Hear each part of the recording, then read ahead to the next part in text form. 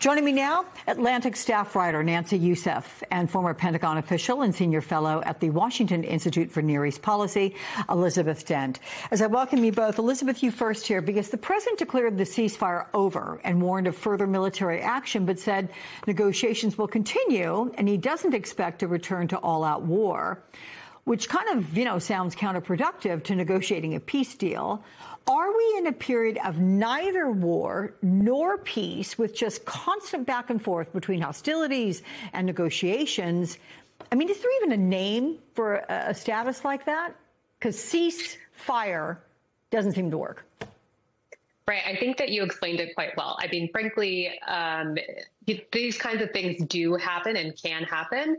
Unfortunately, Iran has been very clear that they are not going to return to the negotiating table until the United States halts strikes. We haven't seen strikes over the last couple of days. But again, all that it would take to kick that off again would be, and what kicked off this last round, would be the United States working with some of the vessels to go through the southern route, which is closer to Oman, and have the Iranians feel as though they are being circumvented, which is sort of their view here, is that the MOU was very clear in laying out that they would have control and allow access for vessels to transit the strait. Mm-hmm. Nancy, you write in a recent article, conflict during ceasefire negotiations is hardly unprecedented and doesn't necessarily mean a return to full-on hostilities. So explain what you mean there, and how long can conflict last before it upends a ceasefire, or trying at least to get to one? So the reason I wanted to point that out is that it's rare that these scenarios are binary. So, for example, during the Korean War, some of the worst fighting happened during the negotiation period. And in Vietnam, we saw years of fighting. And I should note, in the Korean War, ultimately it was an armistice and leaving us still technically at war. Because what happens is it's sort of the mix between carrot and stick. Right, that there's diplomacy that's happening, but the use of military force to remind the carrots that each side has as they're trying to reach the best terms for themselves. I think what makes this situation different is that there isn't an agreement on the foundations of what those talks look like. If we're not agreeing, as Elizabeth points out, the terms under which the Iranians are supposed to allow safe passage of ships through the Strait of Hormuz, it makes it very difficult to move forward in a way that substantially leads to a long-term solution. Remember that these negotiations began about resolving issues around Iran's nuclear program, their proxies. And once again, we find ourselves having a discussion about the Strait of Hormuz, which this memorandum of understanding was supposed to put to bed for now to deal with the issues that the United States wanted to address first. And so ceasefires are complicated. They always are. But what makes this situation so unique is the ambiguity around the steps to go forward so that diplomacy can become the predominant form of ending this conflict. Well, Nancy, bombings and oil sanctions led to this current predicament. So why does the administration think these tactics will yield a different result this time? What might the administration's next steps be? So here's what I see happening. The Iranians are saying, we're not going to give up control of the Strait of Hormuz. We're going to continue to hold that leverage. And the United States is saying, we want it to go back to February 27th, the day before the war started.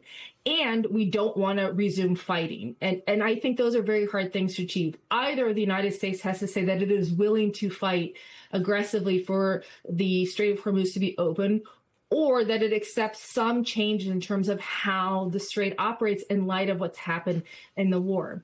I think militarily what you saw happen over the last few days and could continue to see is a sort of controlled escalation where the United States strikes at the resources that Iran uses to hold leverage over the strait. You saw them attacking, for example, some of the fast boats, the drone launchers, other assets that they use to hold the strait, so that over time, it is harder for the Iranians to control the strait.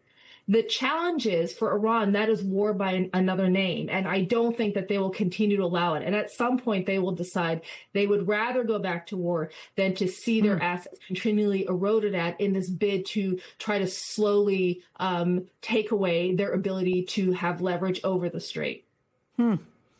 And Elizabeth, senior U.S. officials on Friday, they reportedly demanded that Iran make a public statement saying the Strait of Hormuz is open and that ships won't be attacked. A Wall Street Journal analysis argues the conflict over the strait boils down to a vaguely worded paragraph in the MOU. The White House interprets the wording to mean Iran unlocks the strait, while Iran says it means it has exclusive control over the waterway. Can you explain why this framing is causing such a wide gap in interpretation? Absolutely. I mean, look, you're also working with two countries that have a severe deficit of distrust between them.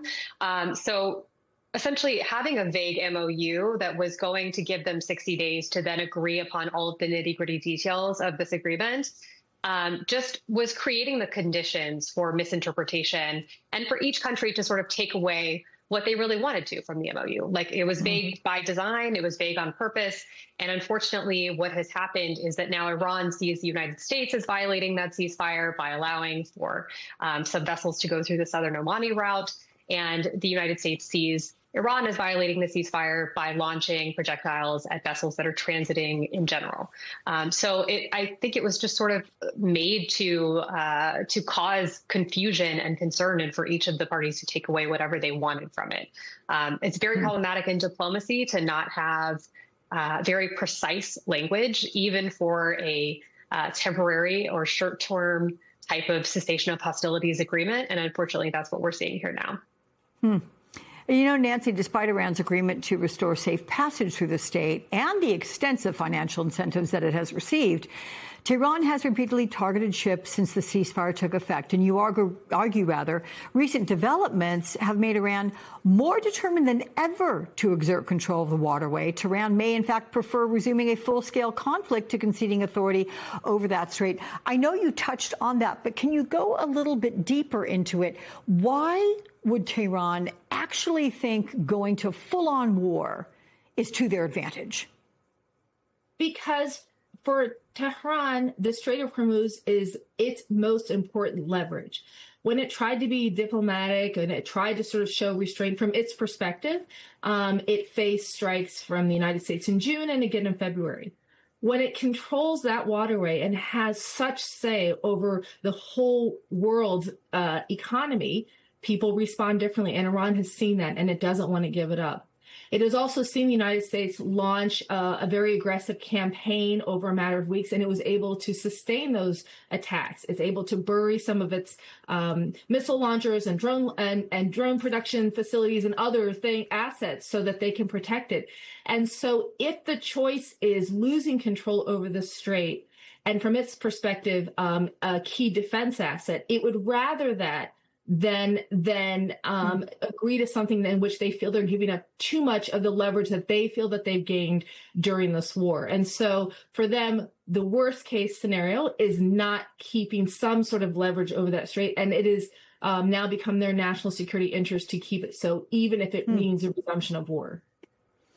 And Elizabeth, the Wall Street Journal reports senior U.S. officials said that a nuclear deal with Iran is growing increasingly unlikely. This is the president this week dismissed the need to seize Iran's enriched nuclear material. He says it's buried deep underground and Iranians don't have the equipment to retrieve it. So if the nuclear fuel was buried in that 2025 U.S. bombing of 3 nuclear sites, does that undercut Trump's argument that he launched this war because Iran posed an imminent threat? Yeah, so this is a huge concession from the Trump administration. One, not just that the damage that they claimed had been done by the previous year's war was not accurate, but also that the administration came into this thinking that they would be very easily able to walk into a deal with Iran and sort of putting the Joint Comprehensive Plan of Action that President Obama negotiated in 2015, into the mud.